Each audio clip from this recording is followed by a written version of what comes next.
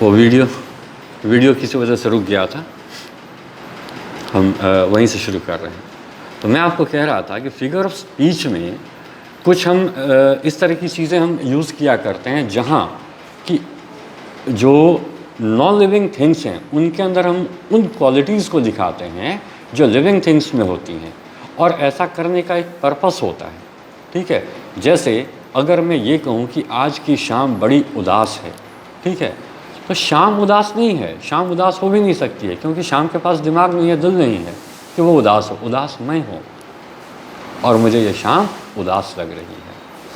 ठीक है, ये जो उदास गलियाँ जिसकी वो बात कर रहे हैं, I have looked down the saddest city lane, कि शहर की जो सबसे उदास गलियाँ हैं, इसमें ये उसी फिगर ऑफ स्पीच का यूज़ कर रहे हैं। गली उदास नहीं हो सकती है, उदास पोएट है, और इसलिए उसको वो गली उदास लिख रही है। और इस फिगर ऑफ स्पीच को हम कहते हैं transferred epithet.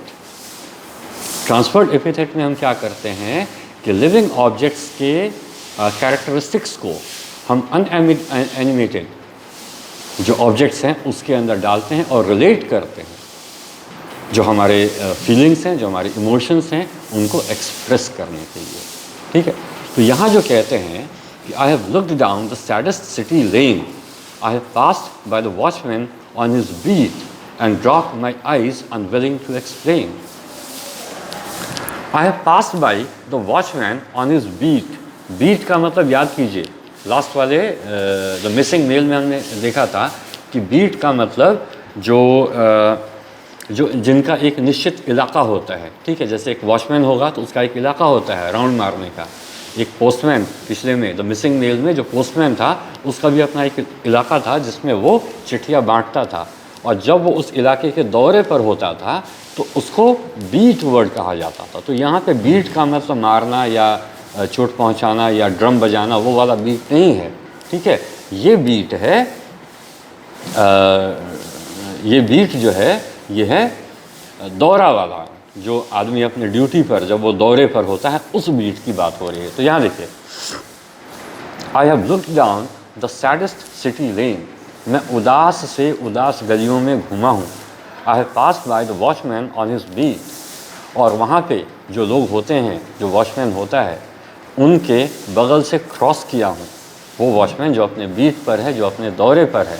And dropped my eyes unwilling to explain, और मैंने अपनी आंखें उससे चुरा ली हैं, क्योंकि I am unwilling to explain, क्योंकि मैं क्यों घूम रहा हूँ, क्यों भटक रहा हूँ, ये बताने का मेरा कोई मूड नहीं है। I don't want, I am unwilling to explain my loneliness, I am unwilling to explain my sorrow. I don't want to be with anyone. I don't want to share my feelings with anyone.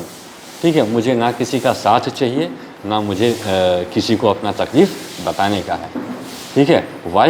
Because the poet says कि I am acquainted with the night, क्योंकि मैं रात से पूरी तरह से परिचित हूँ, मुझे कोई समस्या नहीं है। ठीक है, देखिए, ऐसा नहीं कि हम ये कहें कि समस्या नहीं है, बल्कि ये कि ये अनएस्केपेबल होता है।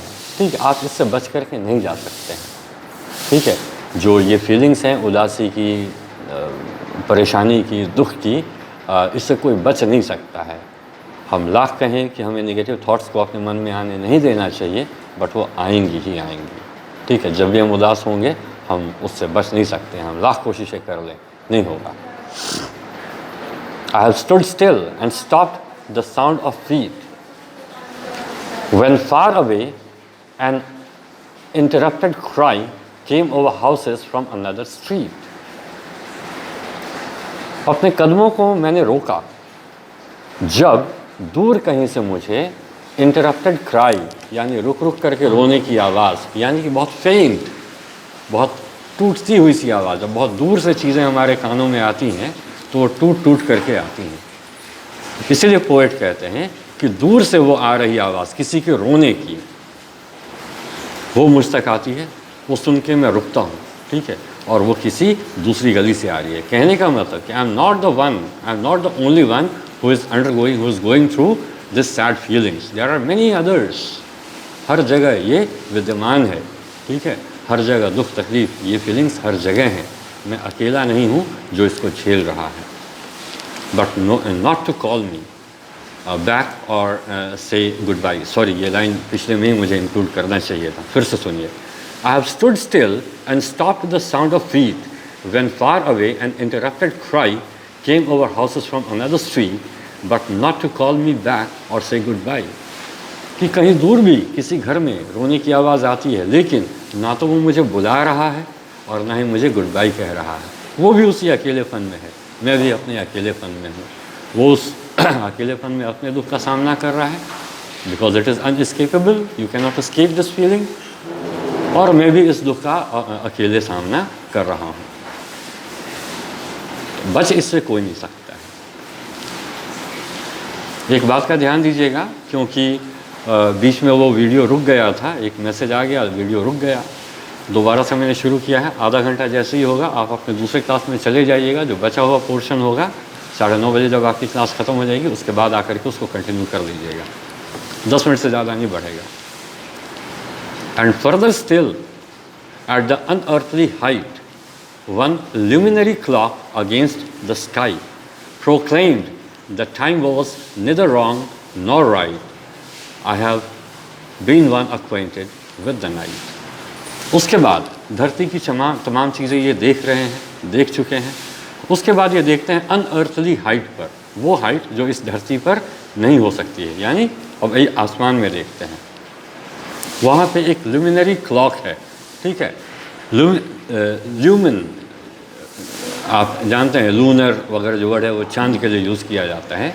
तो चांद अपने समय से उगता है, डूबता है, सूरज अपने समय से उगता है, डूबता है। आप जानते हैं कि इसको घड़ी के तौर पे लोग यूज़ कर चुके हैं पुराने समय में। तो पोएट कहता है कि उस आसमान में एक चांद है जो कि एक घड़ी के जैसा है। वो भी ऐसा कुछ प्रोक्लेम नहीं करता है, ऐसा कुछ मुझे बताता नहीं है कि ये समय सही है या गलत है जो मैं शहर में भटक रहा हूँ। कहने का मतलब कि अगर मैं परेशान हूँ तो ऐसा कोई है नहीं जो मुझे सही या गलत के बारे में बता दे। ऐसी क्षमता किसी में नहीं है।